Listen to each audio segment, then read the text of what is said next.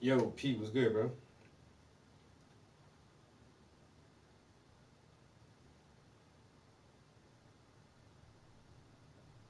Hmm.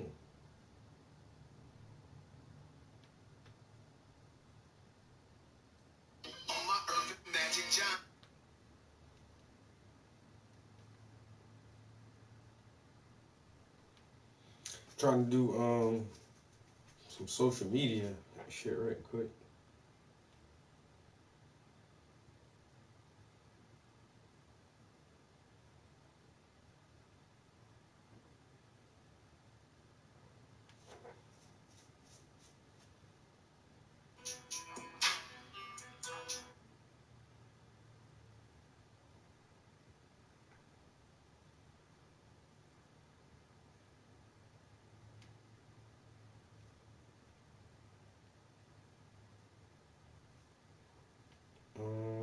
Let's see.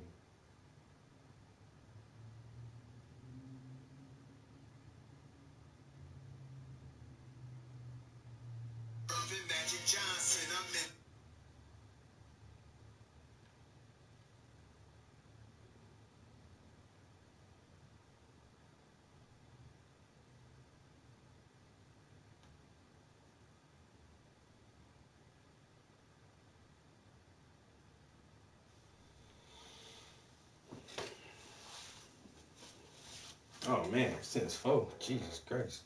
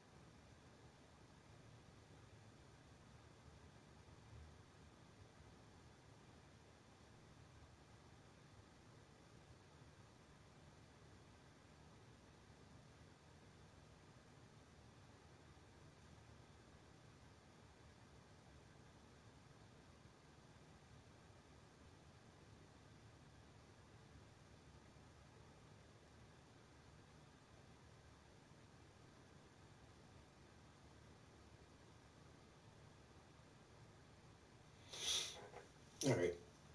Let's see.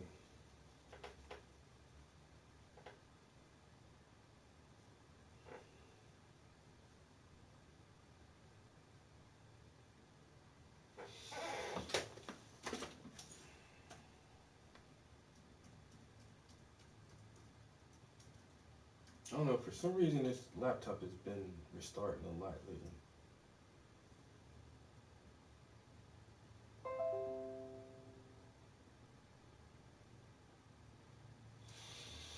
Yo, that new Nas album, bruh. How this man eating so hard like that, bro?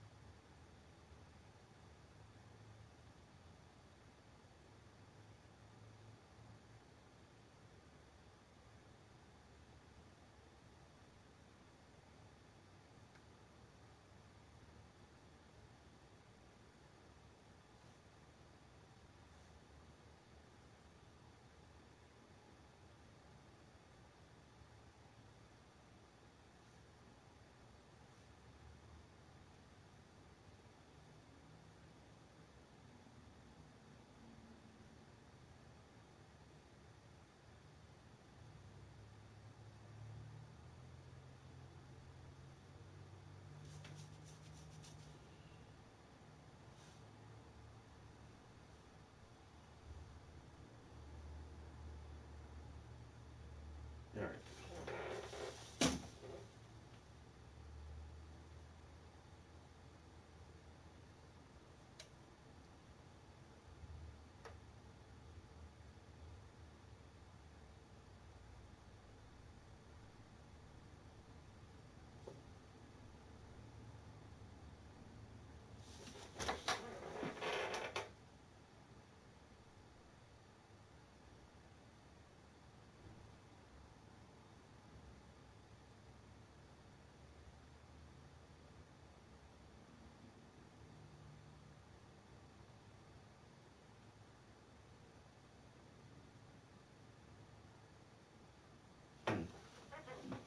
Now this is not my laptop. This is my work laptop. So, but we get new laptops every 2 years. So I think it's about time for them to order us some new stuff.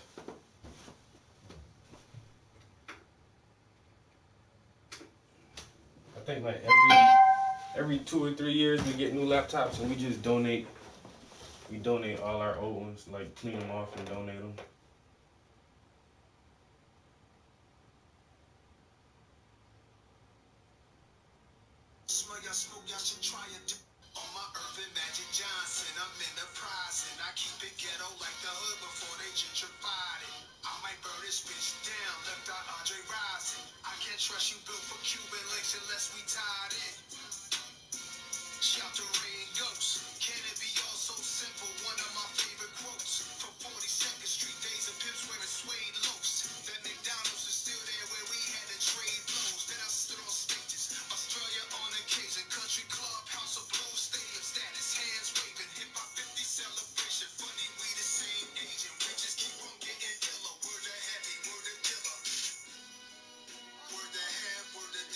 Your own valuable skills for your ships and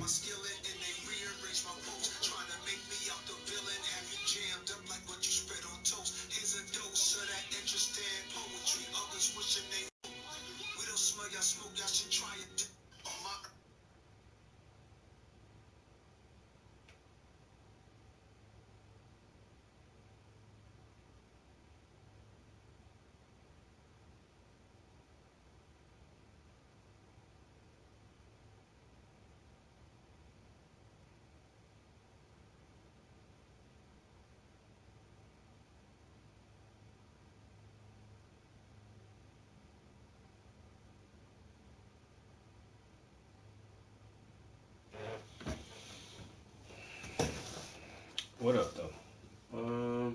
I think I need something to drink. I don't know if I got a water. I don't think I brought anything up here just now.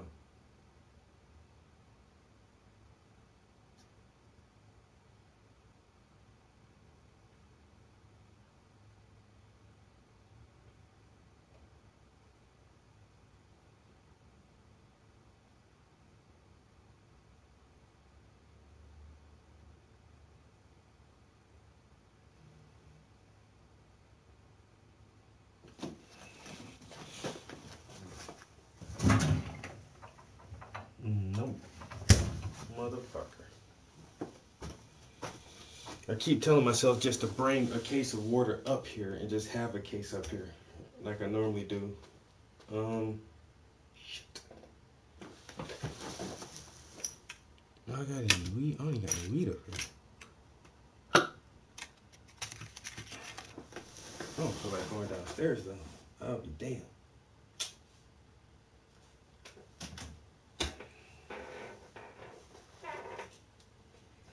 I sip this little bit of water slow.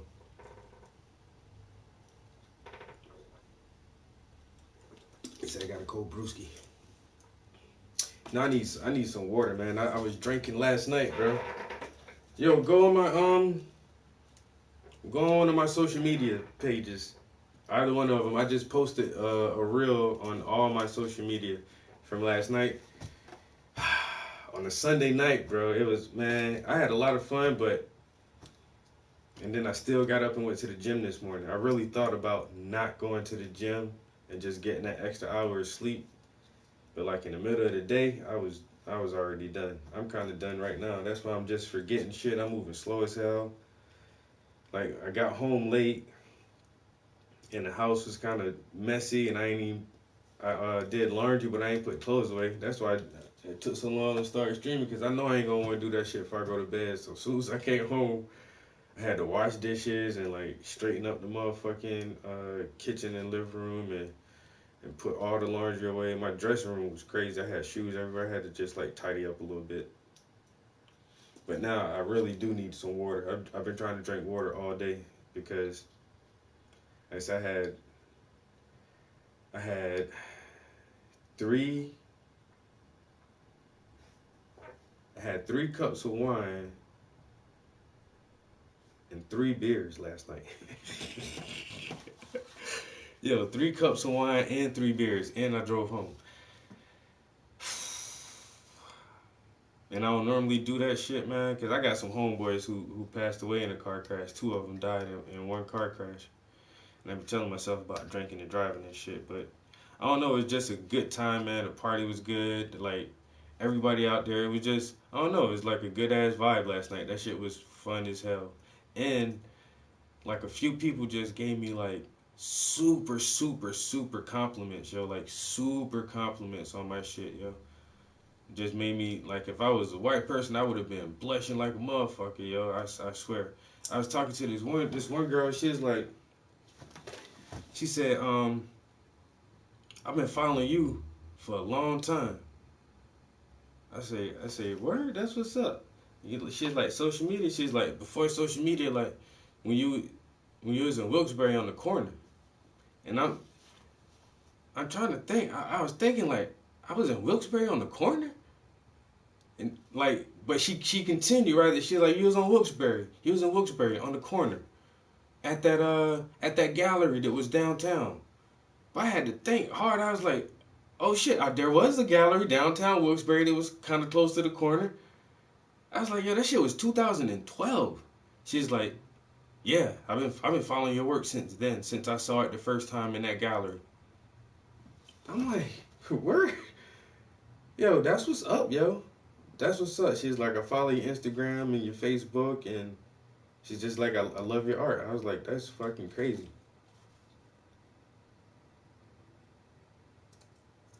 Right? Now I chatted with her a little bit and actually showed her this piece that I'm working on. And oh no, I think her boyfriend was getting jealous because we was chatting it up a little bit. But now she was just like a big fan of the art, man. And then like this other older gentleman, he's like, you're Travis. I'm like, yeah, you're Travis Prince, the artist. I'm like, yeah. He's like, man, I saw your stuff at the museum last year. He's like, with the people reading the books, I was mind blown. And then he just went on for like a minute or two. Like, I don't know, I would have been blushing, yo. I was like, yo, yo, Jay, what's good, bro? Oh, hey, man. That's what the brotherhood is for, man. You know, that's why motherfuckers be wanting to join, like, the Shriners and the Masons and the Elk Lodge and all that shit. For shit like that, man. Little brotherhood cliques that motherfuckers help each other so nobody don't never do too bad. You know what I'm saying? We ain't gonna let motherfuckers do too bad. Okay, goddamn, we here. Am I my brother's keeper? Yes, you are.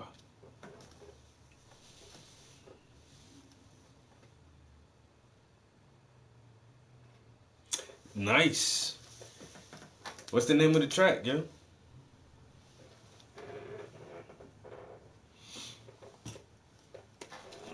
Yo, but Jay, check out my social media, man. Check out my reel.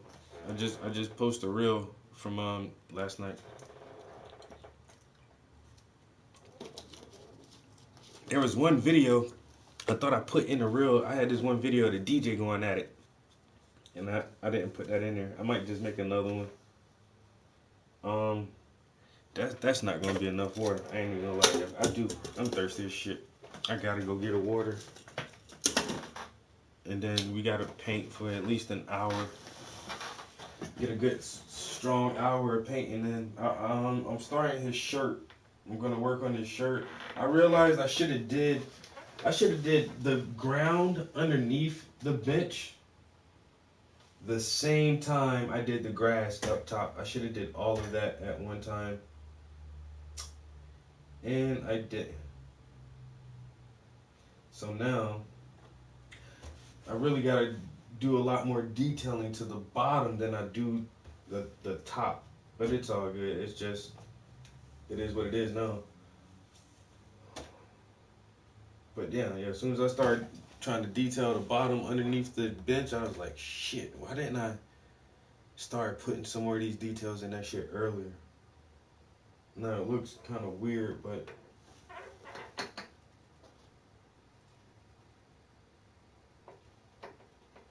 I don't know. How the heat in the studio is, I might be able to, well, I already cleaned up the palette from those colors though. Shit. I got colors. I was already started working on this sweater.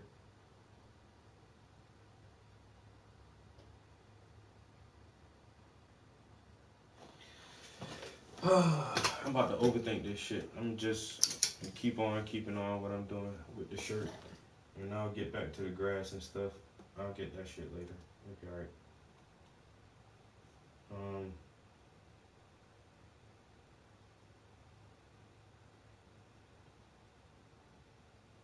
I made a fake album cover too.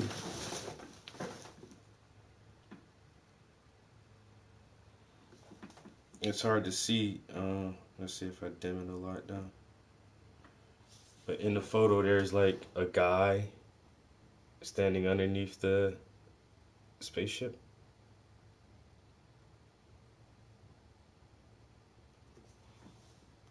And then I even made a playlist for that shit.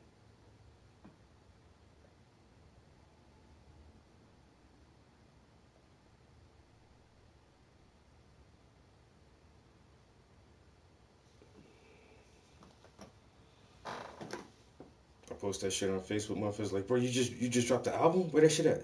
I was like, it's just a concept right now. And then one of my other homies like, a concept? You need some beats? I give you the beats, bro.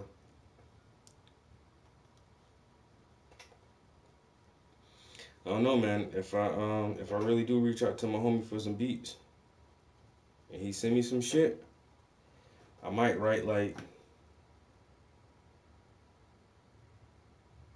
a freestyle mixtape where it's just like not a lot of hooks or none of that shit. Just maybe a verse on the beat, yo. Just do like 7 verses, but more like 7 double verses instead of spitting like 16. Spit like a 32 bars over a beat, no hooks, or like do most of it like that, and do like 1 or 2 like full tracks where it's like hook, verse, bridge, hook, verse, hook, or some shit. Cause I haven't written in a long time, but at the same time, man, I want to do so much with my visual arts this year and next year. Like, I don't know. I feel like that should take a lot of time away from the actual studio. All right, I'm procrastinating. Let me go grab this water so we can get some shit done in here.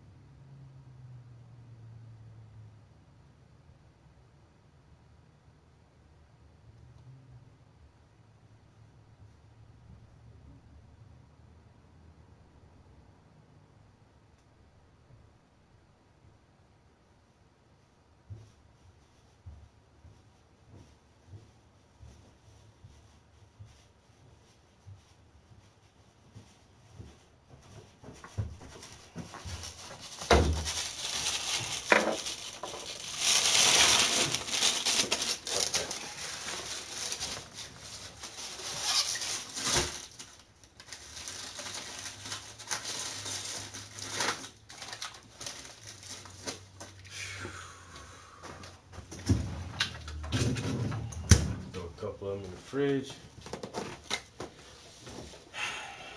Get tired of always searching for water up this motherfucker.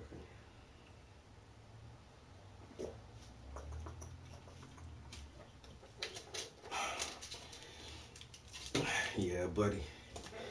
I really need to hydrate after last night. But I was getting busy with them drinks, man. Getting too busy with them drinks. But it was free. That shit was free. And I already know my limit. Like, 3 beers is kind of like my limit. But, man, mixing the wine and the beer, oh, boy. That shit, I was buzzing. And I was smoking a little bit, too.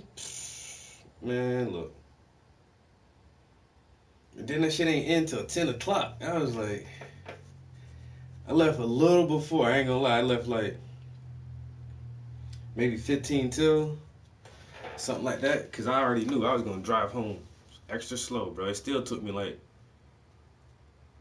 30 minutes, 35 minutes to get home. But probably longer than that. Because my normal drive is almost 30 minutes. So it probably took me about 40 minutes. Because I was doing the speed limit coming all the way home. Fuck that, bro. Both hands on the wheel. Doing the speed limit. Got the windows down with the air blowing on me. I got home like right around 11. But then I couldn't even go right to sleep, man. No, I got home like 10 something. And then I forgot what I did, but I ain't go right to bed. You know what? I sat down on my goddamn phone for a minute. And then I know I ain't go to bed till like 11 something.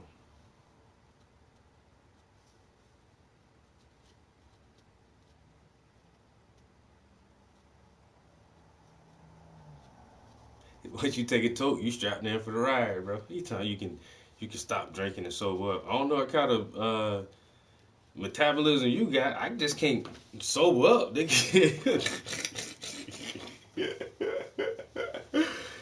Yeah. Once I started drinking, shit, I'm strapped in for that ride too. I don't sober up that easy. I got a very low tolerance for alcohol, yo. And say when y'all see me drink, I drink a beer, especially in the house. I drink a beer or a double shot with mixer and all kind of shit in there. I don't be drinking a lot of straight liquor, and I can't drink like, I know motherfuckers sit back and drink a 6-pack. I can't do that, man. I'll be throwing up. And then that's why I started drinking that Angry Orchard. For one, it's really tasty. That shit tastes just like apple juice. And for two, it's very low alcohol, yo. I can drink like 3 Angry Orchards and still be good. Very, very low alcohol. I think it's only like 4% or something like that. It's not a lot. Oh yeah, mixing the two. That's one thing my homie said he don't do when he go out. He was like, yo, I'll mix it at home. I'll smoke and drink in the house. But he said if I'm out, I'm either smoking or I'm drinking, whichever one I start first. But he's like, man, out and about. He said he don't like to smoke and drink. I feel you, bro. But I really wasn't smoking heavy either, because for one, I was at art event and we was outside for the most part, but still just being around people. And she's not my supervisor anymore, but my old supervisor and her husband came out there. So I know, like, in those instances, drinking is socially acceptable, but walking around smelling all heavy like bud, motherfuckers give you the side eye and shit. Like you're a fucking drug addict or something. You smell like marijuana.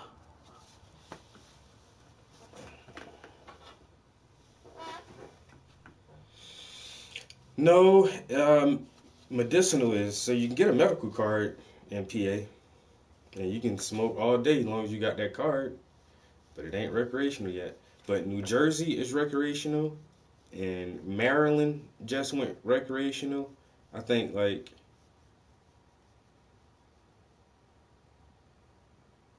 another state close by, Vermont or somewhere is record. Like all the states surrounding PA, all these motherfuckers starting to loosen up they restrictions and shit, and PA still holding on. But I think in a couple years they just gonna have to concede to the fact that an adult should be able to make their own decisions about whatever they smoke. Oh, South Carolina, hey, they move the slowest, bro. They not, I mean, they're very, very traditional. You in the Bible Belt, bro. They not trying to do that. They trying to adhere to good Christian values and keep the ways of old. And that's cool for some things, but not everything, because the world is changing. And the world has moved on. And just like alcohol prohibition, we realize the shit don't work.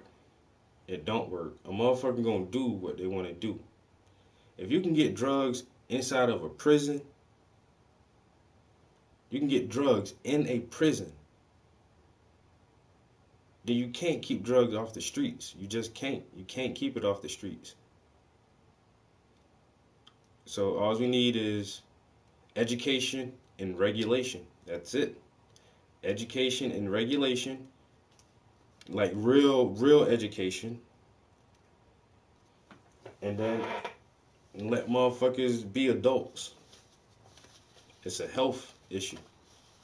Do you think this is good for your health or not? It's not a criminal. It should not be a criminal issue. Still can't buy a bottle. It's blue laws, man. I got the blue laws. Ain't no drinking on Sunday. Bible Belt. Go to church. You should keep the Sabbath holy. And then now you got to have the debate if the Sabbath is Saturday or Sunday.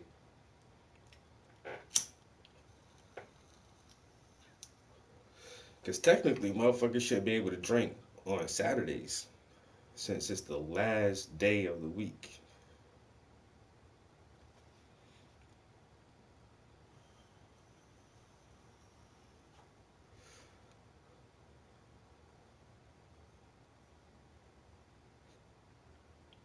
Y'all got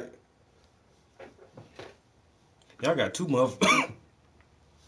Y'all got two motherfuckers running for president.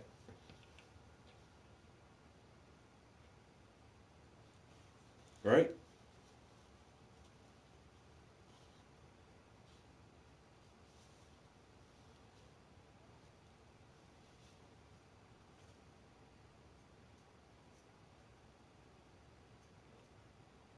What's the one chick name? Nikki?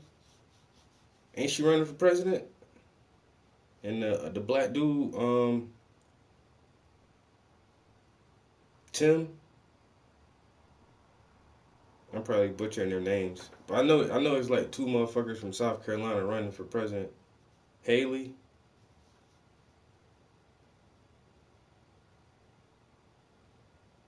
Oh wow. And it's her. Yeah, it's Nikki and the guy. What's his name? Scott. He from Charleston. Wait. Haley from? Ain't where's she from? Columbia or somewhere?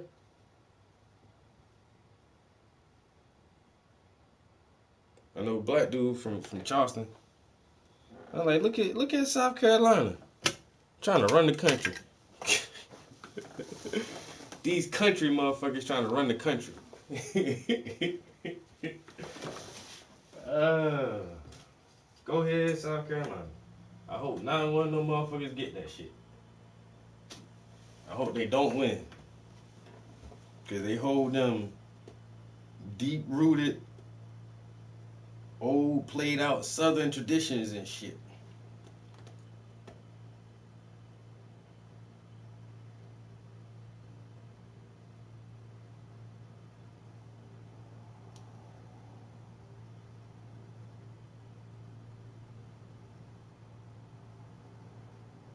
Hmm.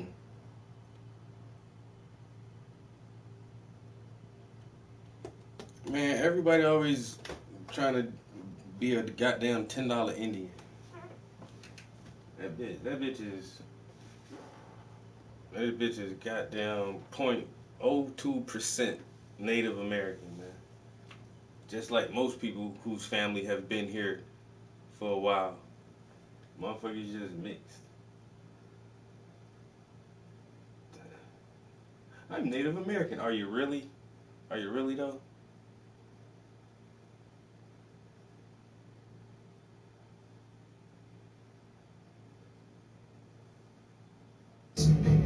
as well as unique quest lines.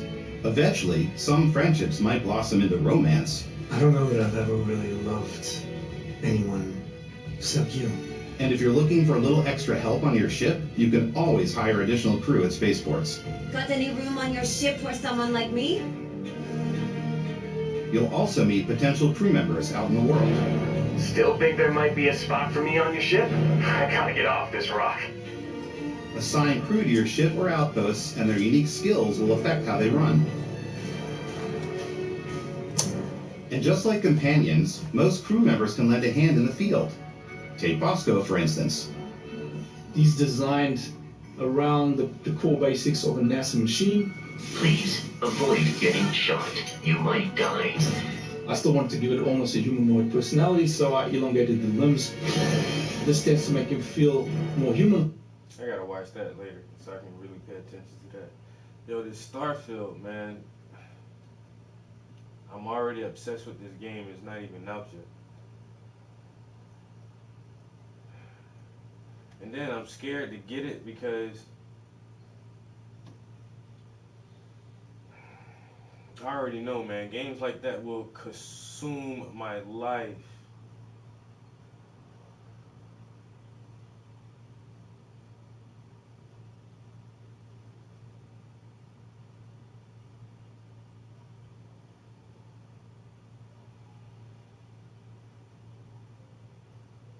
There's literally a dog howling outside.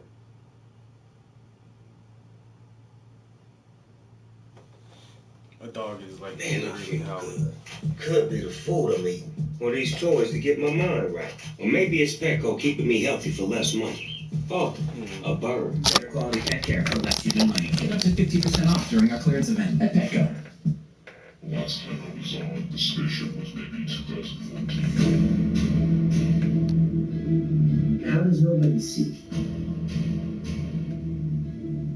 There is a magnetic field. It's like a shield that surrounds the ship. You're not going to see humans, you're going to see fumes. The age you left, we're on Earth. How fast do you go? It's extremely fast for a person like me to be on a spaceship. I can't just walk on a spaceship. When I started with this, I didn't even understand what the hell was going on. I didn't believe in any of those things. What? Now, we have about 170 years left, max, for this nirvana to come. It will happen soon. And the world needs help. Does the government have any idea that this is going on? All governments know what's going on.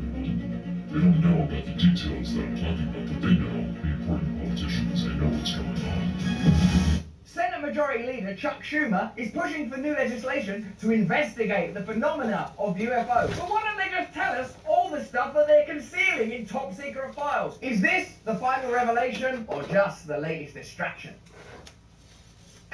Hello there, you 6.5 million awakening wonders. Thanks for joining us on this great voyage towards truth and freedom. Together, we will analyze our corrupt systems. We will investigate the phenomena that seems just beyond the reach of the senses. We will discover what top secret information could change the way we live our lives. Today's story is a great one. Chuck Schumer, Majority Leader in the Senate, is pushing for legislation to enable a deep investigation into the phenomena around UFOs. Are there living extraterrestrials among us? Have they got extraterrestrial corpses? Are there recovered vehicles? Have we long been in contact with extraterrestrial species, even since the 40s, notably and famously Roswell? But instead of just investigating what's going on, why don't they tell us all of the top secret information from Area 51, open up all the files, for God's sake, tell us what you've been doing all along. And you lot, I know you lot so well, turn on the notification bell and subscribe. It really helps me. Do it now. Would you do it now? Why are you not doing it? Quickly do it. You lot, do you still think this is a distraction from the corruption in the Biden administration, the increasing censorship laws, the march towards a surveillance state, an ever-increasing surveillance state, the obvious new emergent abilities to create meaningful social credit scores, the discrediting of populist political figures like Trump and RFK. Where do you stand on this issue? The reason I'm fascinated by it is because I sort of always have been, because it changes the entire perspective of reality. That's why I like this conversation. The reason the subject of UFOs fascinates me is because we tend to get mired in the contemporaneous mud of our everyday conversation. Oh, they're trying to bring down Trump. No, Trump's the worst guy in the world. Oh, they won't let RFK debate. Oh, RFK, he's a crackpot. These contemporary conversations are important. But if there is life elsewhere in the universe, if there are other dimensions of reality, then these conversations will truly advance the way that we can run our planet, create new systems, create new relationships. As long as we stay within this fixed paradigm, squabbling about the criteria within it, then we're not going to change things radically. Let's have a look at the news around Chuck Schumer and see if we can advance this story and our understanding of it. And breaking news tonight from Capitol Hill, Senate Majority Leader Chuck Schumer says he will introduce new legislation to declassify government records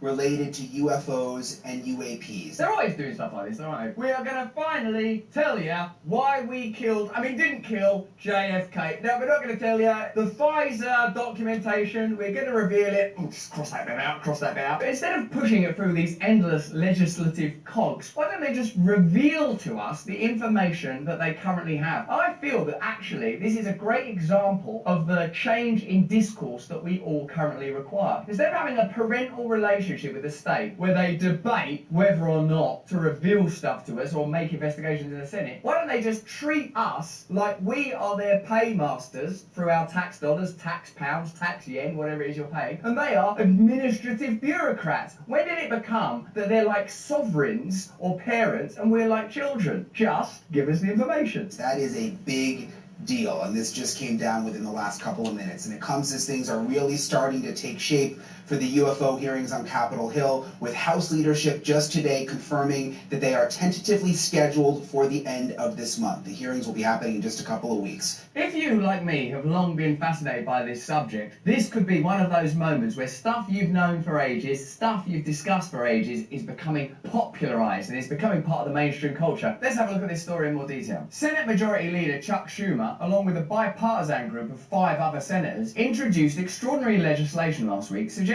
that the US government or private contractors may secretly possess recovered UFOs and biological evidence of living or deceased non-human intelligence. I suppose for me it's just fascinating to see this stuff in this kind of language rather than in bizarre publications like Protean Times or on Gaia TV. It's odd to see the content of the world of conspiracy becoming the content of the world of the mainstream. So I understand why loads of you go, it's just a distraction while they're globalizing, while they're increasing censorship and surveillance, while they're normalizing digital currencies and co-opting that movement. But I feel that actually there's something in this that goes beyond just the usual distraction techniques. But let me know in the comments if I'm wrong about that. According to the legislation, non-human intelligence is defined as any sentient, intelligent, non-human life form, regardless of nature or ultimate origin, which may be presumed responsible for UFOs. I just like, yeah, aliens. Why are they making that so complicated? We all know what that is. So what do you mean exactly by aliens? Big eyes, sometimes. Be good, be good. Alf, those guys, Chewbacca, all of them. We know what aliens are. According to a statement accompanying the legislation, the 2017 disclosure of a previously unknown government UFO analysis program spurred a broad congressional investigation of unidentified anomalous phenomena. The ongoing investigation uncovered a vast web of individuals and groups claiming knowledge of secret UAP-related programs and information. According to Schumer, the sheer number and variety of UFO-related claims led some in Congress to believe that the US government was concealing important information regarding UAPs over broad periods of time. Moreover, as noted in the legislation, credible evidence and testimony indicates that federal government UFO records exist that have not been declassified as required by law. This is another example of how classified documentation does not automatically mean information that if it was revealed would make us somehow unsafe, but information that would destabilize the dynamic between the governed and the governing. To that end, Schumer's legislation establishes an independent 9-member agency to collect, review and declassify UAP records. If passed in its current form, the law would mandate that all government UFO documents carry a presumption of immediate public public disclosure. I don't have any faith at all, do you, that this piece of legislation will result in, like, Joe Biden shuffling out and going, I've got to tell you something. We've had UFOs for ages, we've known about it since Eisenhower, we've been in communication with extraterrestrials for hundreds of years, maybe even thousands. They're not going to do that, are they? It's like they're trailing another Mission Impossible movie. Coming soon. We are going to tell you everything about aliens and also JFK. And then it comes to it, goes, there you go, there's that thing crossed out that. What's under that bit? What bit did you redact? I only want it if it ain't redacted. If someone presents you with a birthday card and in it there's black stuff all over it, they might as well not even bother. The proposed legislation follows explosive allegations by a former intelligence officer, David Grush, that secret UFO retrieval and reverse engineering programs were illegally hidden from Congress. Importantly, the powerful investigative body that oversees the nation's intelligence agencies found Grush's allegations to be credible and urgent. In an interview with News Nation, Senator Marco Rubio, Vice Chairman of the Senate Select Committee on Intelligence, corroborated the broad contours of both Grush's allegations and Schumer's bipartisan legislation. As you know, we make this content in conjunction with some great partners, and I would love to present you with this message right now. Stay till the end of it. Don't you spool now. Don't you spool. I'll make it amusing. Do a thumbs up. Do a comment on the advert. I read the comments, you know. If you've not seen them, I'm replying to them. Here's our sponsor. Thank you, other me. Going online without ExpressVPN is like ignoring the safety demonstration on a flight. Most of the time you'll be fine, but what if one day, uh-oh, who's coming down now? The yellow mask. Do I put my own on first, or do I do this little old lady? I don't even know she. It's better be safe than sorry in these turbulent times, like on an aeroplane, which is why you need a VPN. That's how I do it. Remember, when you log on to an unencrypted network in a cafe, a hotel, or an airport, for example, any hacker worth their salt on the same network can access your personal data. And your data is so valuable that hackers, they can make up to $1,000 per person selling that on the dark web. It doesn't even take much technical knowledge to hack someone these days, just some cheap hardware. For example, I just hacked my dad in the nuts using that then. And that's why I use ExpressVPN. It creates a secure, encrypted tunnel between your device and the internet, so hackers can't get in there. In fact, it's so super secure that it would take a hacker with a supercomputer over 1 billion years to get past ExpressVPN's encryption. It's easy to use. Just fire up the app and click one button to get protected. And it works on all your devices, phones, laptops, and tablets. So if, like me, you want peace of mind every time you're on the internet, secure your online data today by visiting expressvpn.com/brand. That's expressvpn.com/brand. And you can get an extra 3 months for free. Let's go back to that other version of me, who's less like a Jedi Archbishop, and see what he wants.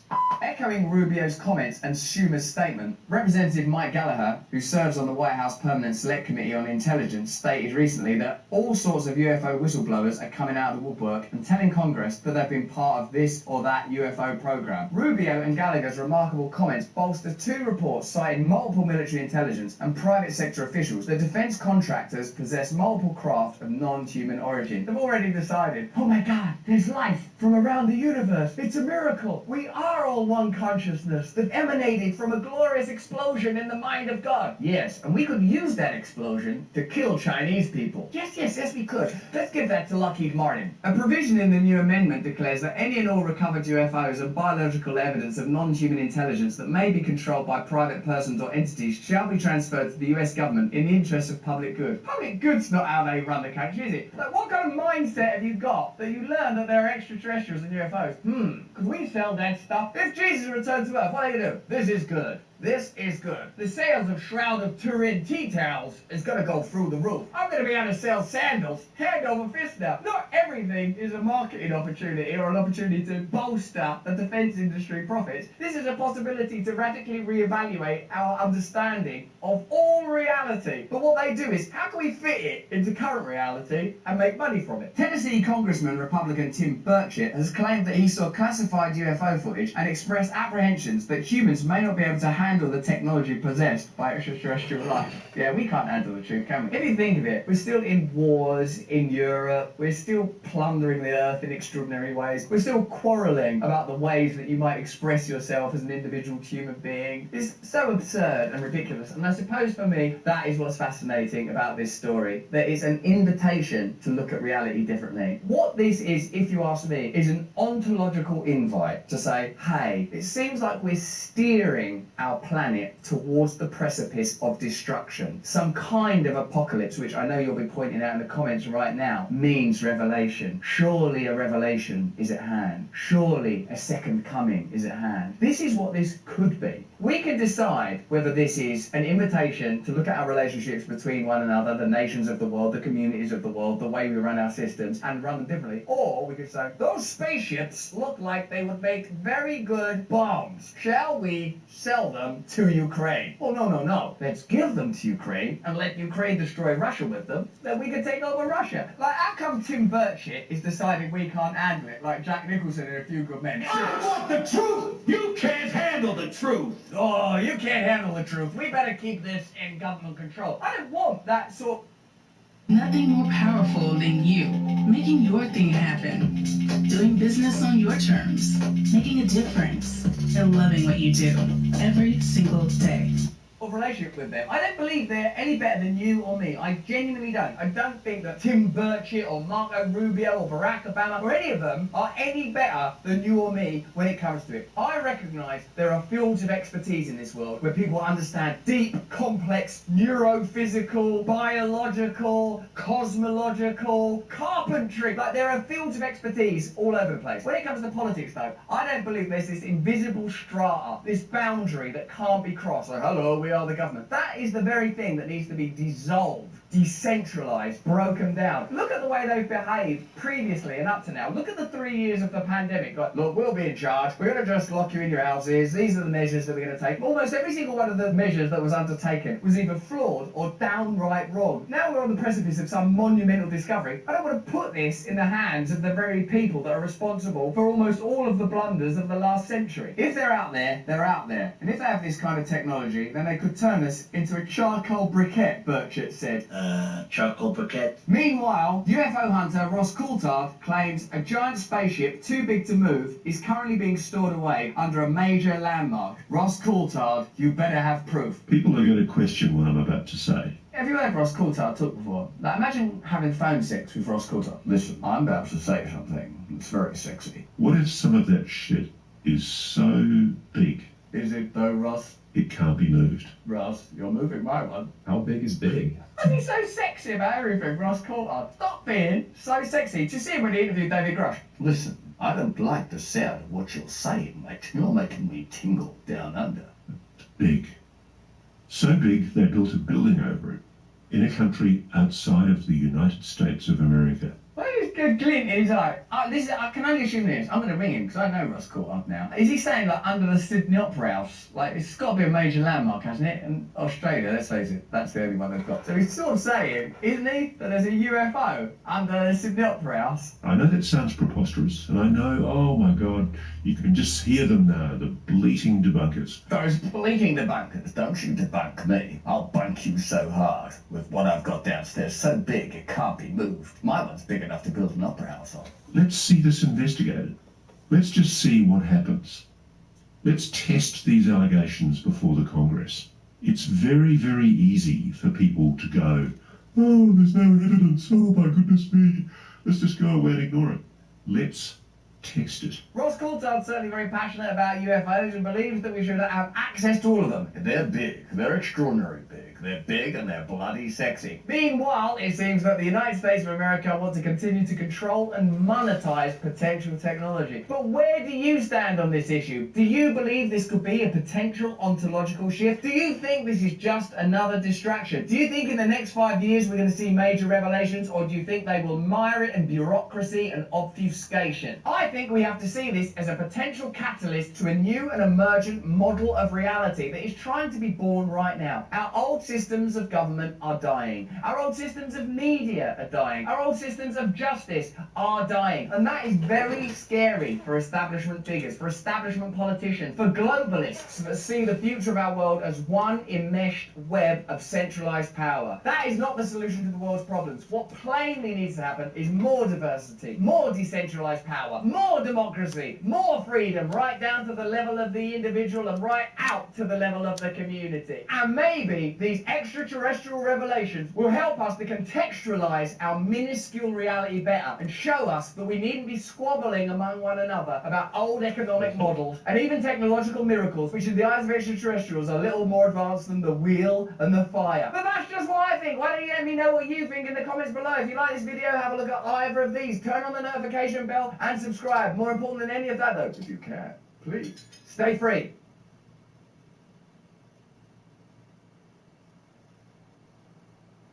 Online in no time and give your business a boost. For $1.99, Web.com will design, build, and deliver a killer website in as little as 7 days. Our team of pros will do the work so you can focus on your customers. Web.com.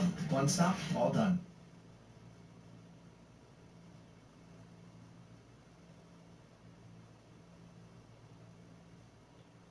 Know something about yourself. Sit on your bed one night and say, what's one thing I'm doing wrong, that I know I'm doing wrong, that I could fix, that I would fix? You meditate on that, you'll get an answer. And it won't be one you want, but it'll be the necessary one. When you're trapped, some of it's your own inadequacy. What you can do to begin with is every bloody thing you possibly can do to put yourself in the most virtuous and powerful negotiating position possible. Wherever I go in the world, people come up to me and they often have a pretty rough story to relate. It's an awful thing because you see, even in the revelation of their triumph,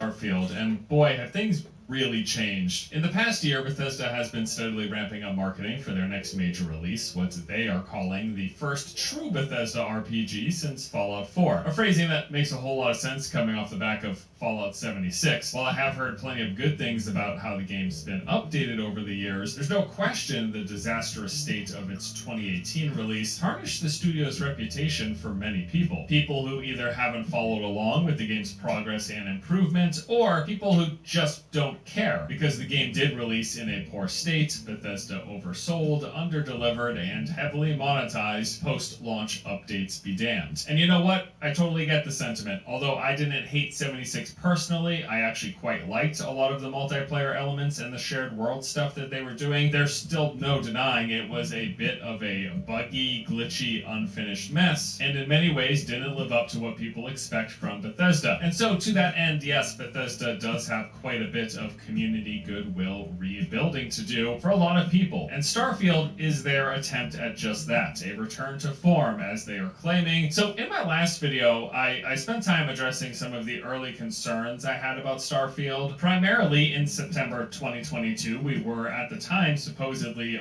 nearly a few months away from release, and the gameplay demo they had released raised a few concerns, biggest of which for me really was being what was very clearly poor performance in the gameplay. And I tell you, nothing can kill a gameplay experience more than a constantly fluctuating frame rate. It actually legitimately makes me feel ill, especially in first-person games. And not in the hyperbolic, like, oh, I'm so upset this makes me feel sick kind of way.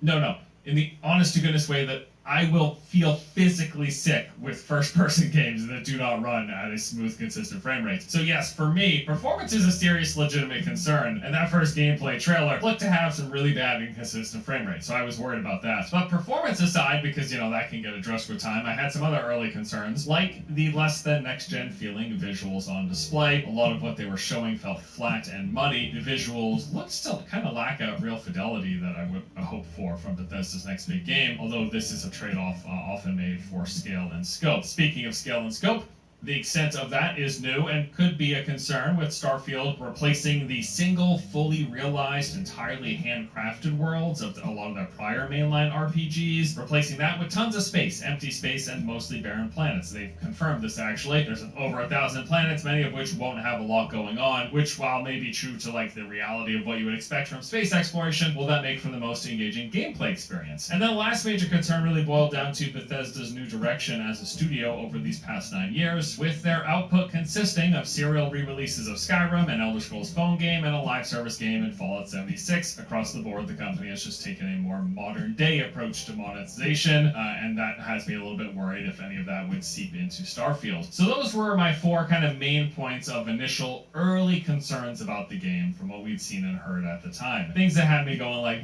I really hope this gets addressed, that'd be good. So now, here we are, 10 months, several new videos, and various interviews later, and you know what? I wouldn't say all of my concerns have been eliminated, but I would say a lot of them have at least been relieved to the point where I'm not nearly as worried about them anymore. And now that they've shown a whole lot more of Starfield with that Direct, giving us a solid 45-minute showcase of the game, I'm currently thinking that this is in fact going to be the next real Bethesda RPG, as they've said it will be, and that is something I'm pretty happy to be wrong about, frankly. I'm looking forward to a new good game. Seems like Starfield may very well be that. I want to touch on all of that, but first a word from today's sponsor. The sponsor of today's video is Rise of Kingdoms. This is an epic cross-platform strategy game that takes players on an immersive journey through various historical eras. In Rise of Kingdoms, you can choose from 14 historical civilizations that actually existed, including the most recent addition, Greece. Famous generals and unique military units from different civilizations will obey your every command as you build your own legends on the battlefield. The Greece civilization features exclusive commanders and special units, adding new strategies to the game, and to celebrate Greece joining the battlefield, a Civilization Clash event will be held, allowing players to compete for their very own civilization. There's tons of other exciting features in Rise of Kingdoms, including seamless world maps, customizable architecture, and more. You can download Rise of Kingdoms by clicking the first link in the description and pinned comment, or by scanning the QR code on screen. To participate in the new event, click on the second link in the description with a chance for prizes, including Apple Vision Pro, PS5, and a Switch OLED. Also, for new players, make sure to redeem the promo code GREASE4ROK for 20 silver keys. The code is only available within the first 3 days. Okay, so first let's address the size of Starfield. This is a big game, like a very big game, and a lot of the game and a lot of the play space that we'll spend our time with, most of it in fact, is procedurally generated, and this is a big shift from what their prior mainline RPGs have been known for. They've used procedural generation to assist in the development of these densely packed worlds, but now with so many planets, entire planets that are fully realized, a majority of the game is going to be procedural, with the handcrafted stuff placed in certain areas within it. In an interview with Kind of Funny Games, Howard touched on this, and I want to read this quote to you. Obviously, it's procedural because there's no way we're going to handcraft an entire planet. What we do is we handcraft individual locations, and some of those are placed specifically. Obviously, the main cities and other quest locations, and then we have a suite of them that are generated or placed when you land, depending on the planet. So very clearly, how this is going to work is there are going to be specific cities and very important points of interest to the main story quest, to specific side quests, in individual locations. They are static. They were all the handcrafted Bethesda uniqueness and very intentionalness that we expect from a Bethesda game. But then we have whole planets, and those whole planets are procedurally generated. The layout of the foliage and the animals on them and the resources you find on them, and all of these things are generated, and they've actually talked about how it's actually generated as you approach and you first load into the planets, and then specific parts of those might also be handcrafted. So maybe they set down a particular small city on a planet, and when you come across it, you go there, and there are particular NPCs, and they might have you go out on quest to procedural locations, to procedural caves, to procedural outposts, to procedural research facilities. There'll probably be like different categories of types of locations that you can find on the different planets, and then those procedural elements will come into play. And I think that is a fine way to do it, as long as we are able to not feel like we're just getting lost in a mess of procedural nothingness. I feel like that's something that I felt with a lot of games that do procedural generation, and they give us basically endless scale, but it's all random and almost means nothing because of it. You go over a hill, there's more plants, there's more ore to harvest, there's more animals to shoot, but nothing is like really interesting and unique and handcrafted, which again, those things that we expect from Bethesda games. But we do know there is fast travel, we do know that we can take off and land from anywhere on the planet, and we do know that they're going to highlight the most important areas, and it just seems like the bulk of the rest of the stuff, although it might make up for a majority of the total play space, like the total surface area, the space out in space, and then the space on the planets, even though a majority of that might just be procedural nothingness, if you will, as long as we're able to quickly and very decisively go to the most important things, and those things are highlighted for us, I think the presence of that isn't a problem. If anything, it just opens up more possibility for the modder scene, right? A couple of other quotes here. It's a difficult design thing. If you add too many things, if it's generating too many abandoned bases or towers or things to find, it starts feeling too gamey in some of those locations. Then saying, we hope everybody enjoys it for what it is, but it is an exploration different than what we've had, where you're landing, you're exploring around that landing spot, and then you're probably going somewhere else. And I think this is probably the key distinction that I was initially hung up on. This idea that in prior Bethesda games, I felt like no matter which direction I picked, I would go somewhere, and I would find something very purposefully placed there. And that's just not going to be the reality in a game as big as Starfield with fully realized, fully crafted planets. If you land on a planet and you just head in a direction, I come across a lot of nothing and some randomly placed locations, and that's not going to probably, at least for me, that's not going to be nearly as interesting. And I think that's just something we have to come to terms with because of the scale of what they've decided to build for the game here. But again, fast travel, with being able to take off and land anywhere on any planet, and with those markers showing us those key locations, we'll just have to make the mental note to not get bogged down and wanting to explore every inch of every planet, because that ain't gonna happen, probably in your lifetime. The good news, though, is that in terms of the handcrafted stuff, there's a lot of it. In fact, there seems to be more of it than there ever has been. As he said, as far as the handcrafted content, more than any game we've done. I've stopped giving out numbers, but just in the dialogue, it's more than our last. It is more than Skyrim and Fallout 4 combined. So as we get into locations and art and everything, we've done more of it than we've ever done. So yes, there will not be a lack of things to do and see, that is for sure. If anything, content bloat is a potential reality. Now let's talk about performance. Like I said, that initial trailer had me personally really concerned because game's performance, like I said, it's a major issue for me. It's a major word for me, especially if it is a game that I plan and intend to play in first person. Obviously though, in that early gameplay trailer, that was, middle of last year, it's been a full year since, and that was also, even at the time, still many months away from release. It seems like performance is something they've seriously focused on. Even just in the gameplay that they've shown, there looks to be a marked improvement in the regular consistent performance from what we had seen, and I've talked about as much in various interviews. With the delay of Starfield, and when talking about what they had done in the time since then, Todd said that they spent most of the year playing the game a ton over and over, making sure it is of course balanced, it's as fun as possible, honing the systems and the interfaces, and then he said obviously bug fixing and all of those things, performance, and really getting it to where we're really sure and solid on what we're putting out there for everybody. Performance is something they're focused on,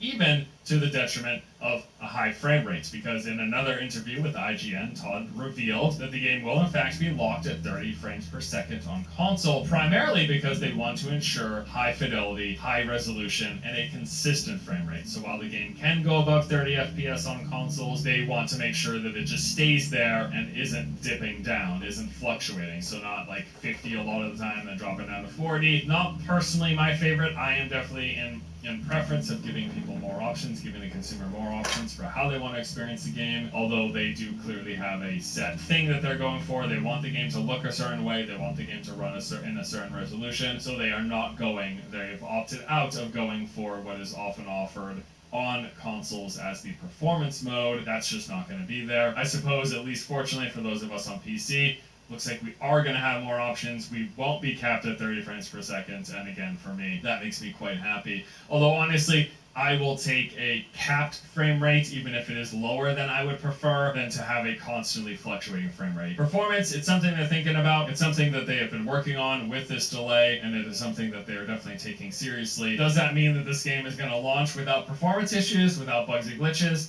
Oh, I mean, absolutely not. What Bethesda game has? Not one in my recollection. At least not in my personal play experience. Every Bethesda game I played at release, it was a bit messy, and I expect this will be the same. I just hope it isn't too bad, I suppose is my main thing, for all of the reasons that I've talked about before. Now, in terms of visuals, I do still think many of, specifically the outdoor areas, look a bit washed out. But I guess my main thing at this point is I'm unsure if that's just largely due to the way they've done things like the lighting and the atmospheric effects, or what may very well be the case if it has more to do with YouTube. Like the way YouTube does its encoding, a lot of videos with any of these fine, granular, atmospheric, or particle effects can just turn into like a blocky, crappy looking mess. I know a lot of times I will watch a gameplay of a game on YouTube and it looks way worse than it does when I'm actually sitting in front of my computer and playing it. So I'm just keeping my fingers crossed, really, that that is the case for a lot of those outdoor areas that I don't think look that great. Even in spite of that, all of the indoor areas look fantastic, and I did think that back in that initial trailer that they showed, that 12-minute gameplay kind of first look. That has been reiterated most recently with the Direct. I think the indoor areas, the fidelity there, the clarity there, absolutely on point. I think it looks really good. So I'm really, really happy with that. So we'll have to see how those outdoor areas hold up. But also, ultimately, thinking it through more, I understand that a trade-off in visuals is part of what comes with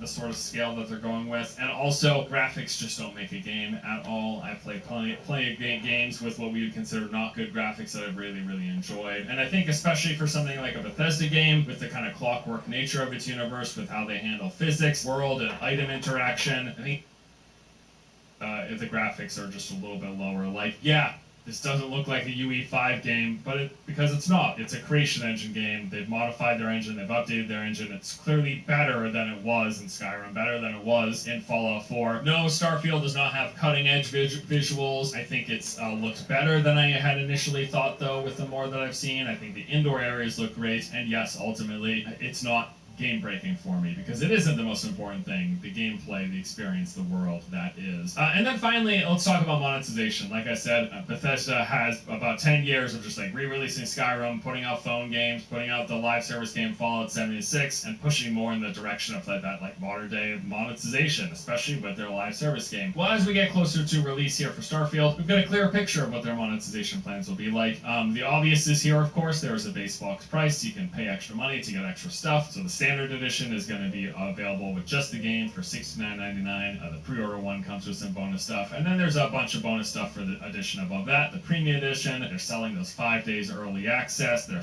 hate to see it. They're selling Shattered Space Story expansion that will be available upon release. They got a skin pack there as well as a digital art book and original soundtrack. And then they're going all the way up to $300, $299.99, gets you all of that stuff before it, as well as this credit stick with a laser-etched game code on it, just kind of something to sit on your shelf. And then the Starfield Chrono Watch, in case, I'll be honest with you, this is actually kind of cool. I'm not going to be dishing out $300 for it, but, you know, the super fans, I understand it. You like your game-related stuff, this is kind of cool game-related stuff. At least it's actually something functional, right? Like, if this is a watch, that's fine. It's not for me, but that's fine. Probably the biggest standout here is I don't love when they sell early access. I don't love pushing into the pressure of FOMO, of, oh, you get to pay five days early if you spend the extra money. I don't love that. It's just kind of par for the course here. What am I going to do about it personally? I complain about it. That's what I'm doing. I don't love it.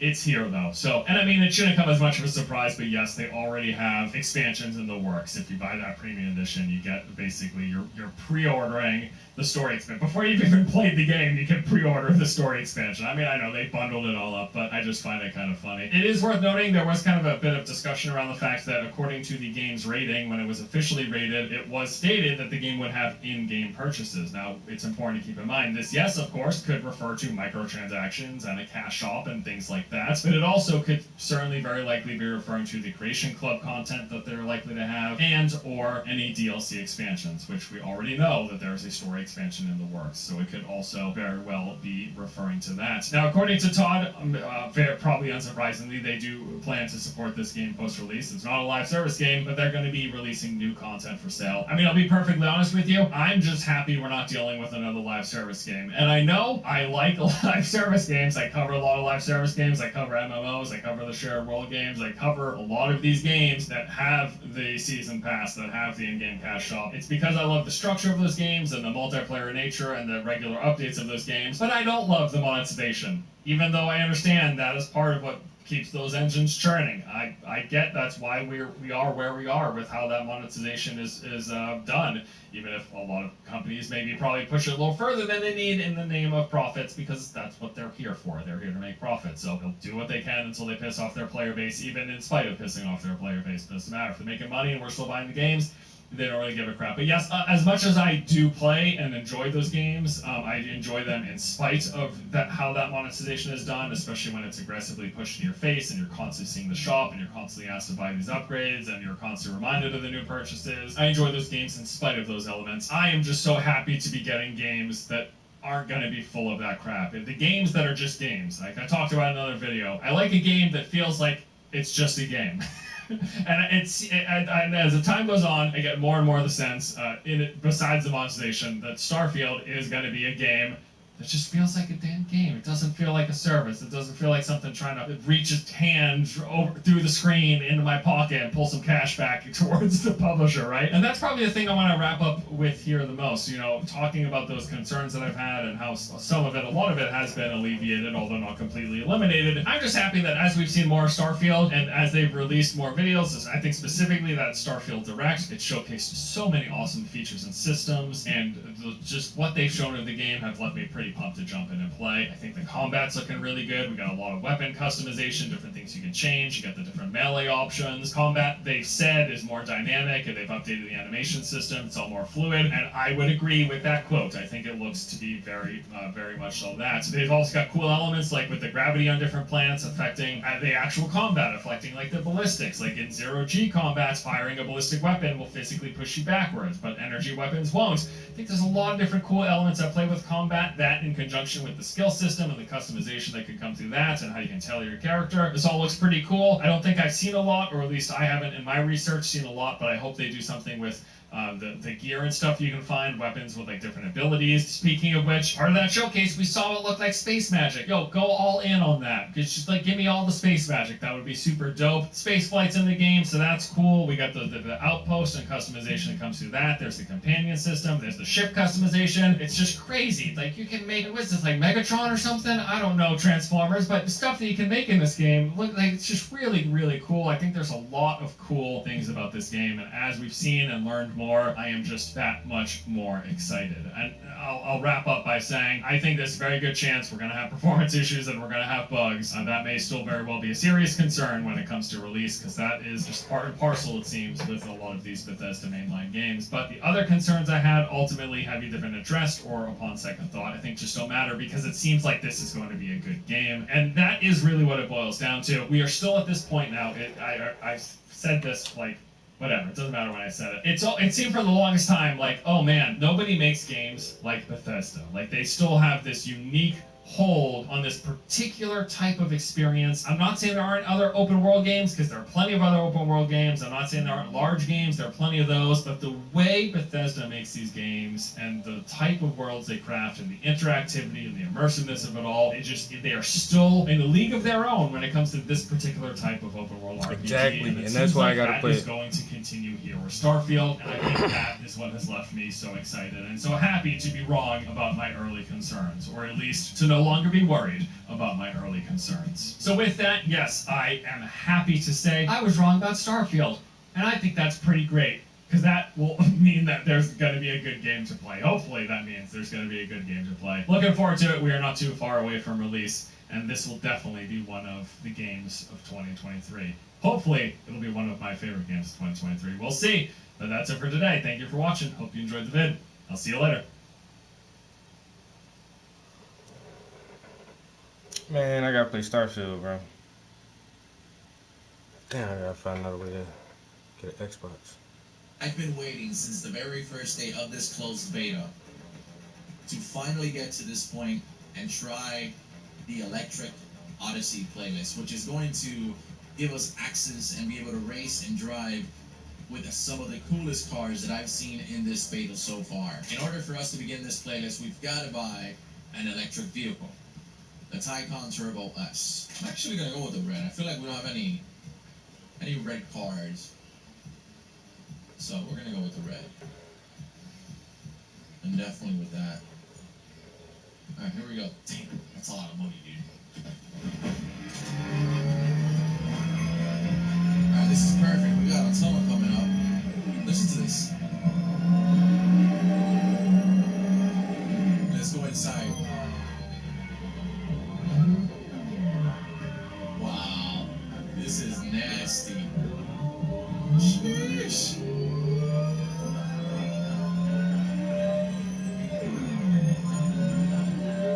Sounds like a literal spaceship. Wow, that's beautiful. Alright, good. I'm excited. This is going to be completely different than anything we've done so far in the game. All the vehicles are electric. We've got the Hummer. We've got, there's just a bunch of stuff. And obviously the weather, finally, is going to be very different. Based on the previews, it's going to be like thunderstorming and stuff like that, which is kind of ironic considering we've got electric vehicles. Anyways, here we go. You won't be the only one to enjoy that Motorfest experience. A popular young tech reviewer has come all the way to join you in your electric odyssey. His name is Danny. He hasn't been around much, but his viewers say he's a smart, knowledgeable, and passionate guy. He can't wait to meet you, so go knock his socks off. I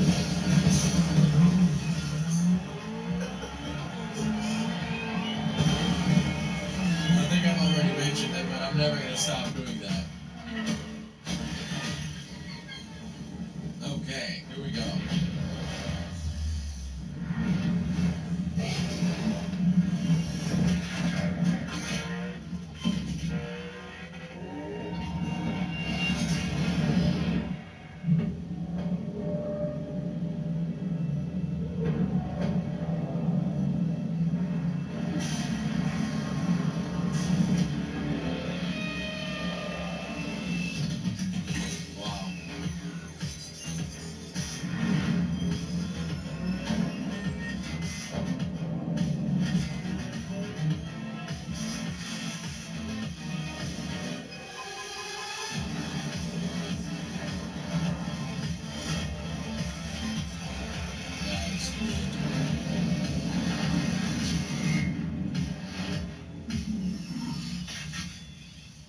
Drive the vehicle to the designated location while keeping it as unblemished as possible. It's a showcase after all. So we're going to drive our Supra there just because we're definitely going to be driving a lot of electric vehicles for this episode. And I just want to make sure I had just a little ounce of raw engine before we begin this playlist.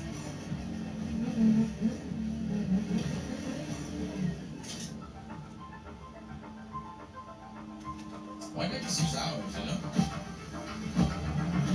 What is this? What type of race is this? Oh! Hey, is this thing on? Yeah? Really? Thanks again for driving these mighty EVs for me. You make it look so easy. Really? Writing about these beasts is no easy feat, and I'm not much of a driver. I'm lucky to be teaming up with you. Alright, so we've got 7. Is that the mileage or? Wow, if you go on the grass. Anyway, let's do this. I might not drive, but I know quite a lot about these machines. The Porsche Taycan Turbo S. Where do I start?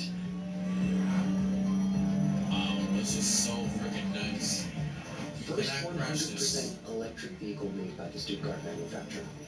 Different variations available on the market. The Turbo S you're driving being the high-performance model. Hey, nice! We got the best one. shit sounds like a literal spaceship. I'm telling you. You know where you bring And if I remember correctly, it can reach 100 kilometers per hour in, wait, let me check my notes. 2.8 seconds! Wow! You think you could try that? I mean, without damaging the car, obviously.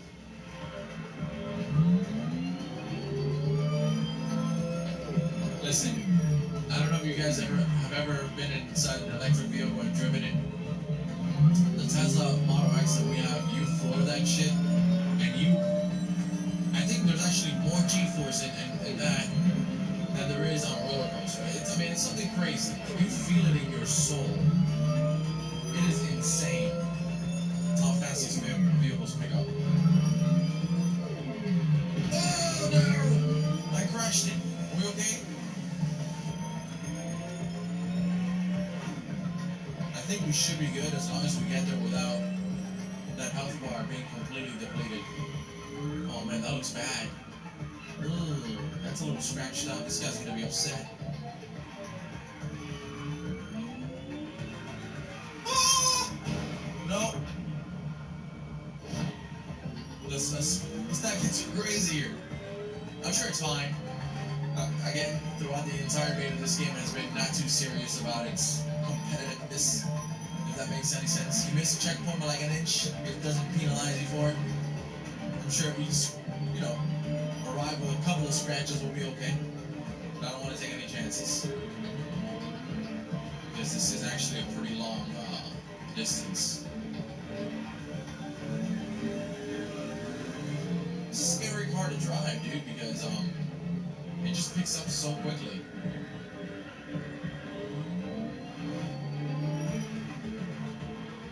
Oh man. And then again, you have all these damn curves, right? And why didn't you give me an entire just road to floor the car? Especially when you have a car like this. These sculptures are just, wow. Feels like we're on an island-sized exhibition. I gotta snap some shots. Man, this is brutal. I think I crashed more in this race alone than I have in the entirety of all of Middle Earth. That might be a long shot. I've crashed quite a few times, actually. Let's hear that.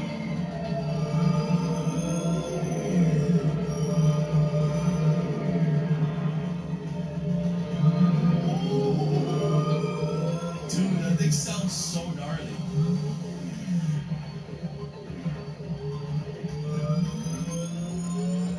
My God.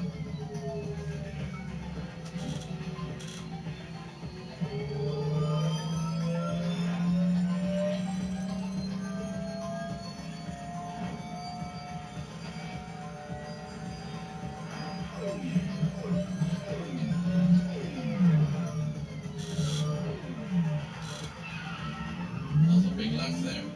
We're here. Great job. I got some great pictures for my paper.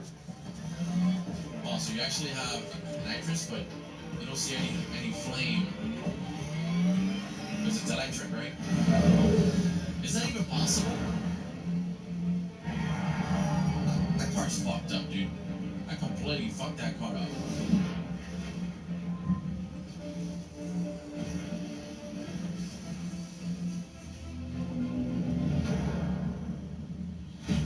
It's full of dirt, all scratched up.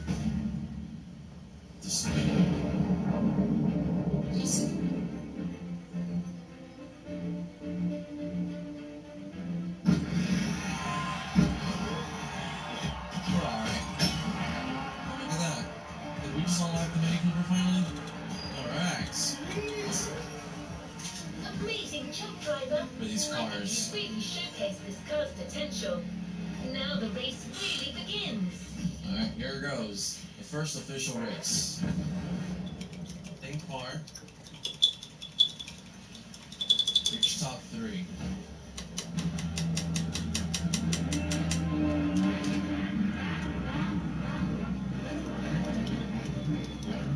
Really?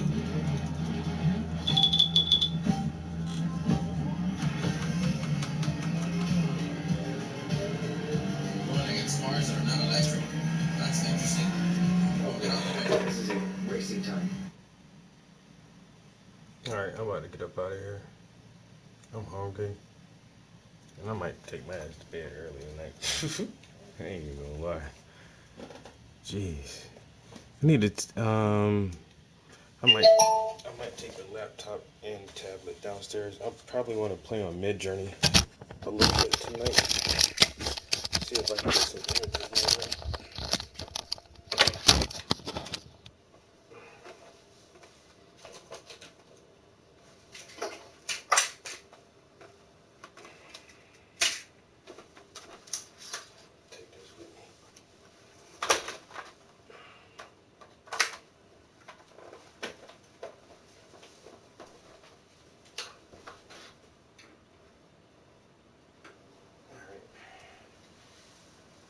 Yo, appreciate you chilling with me, bro. Like I said, I'm about to go downstairs when it's a little cool. Fix me some dinner. I might hop on the game for a little while, but I just need to relax. I was up way too late last night, and I'm tired as shit. Almost left my brush dirty, about to do that rookie shit. It's hot as hell in here now. Alright, catch y'all next time. Phew, damn.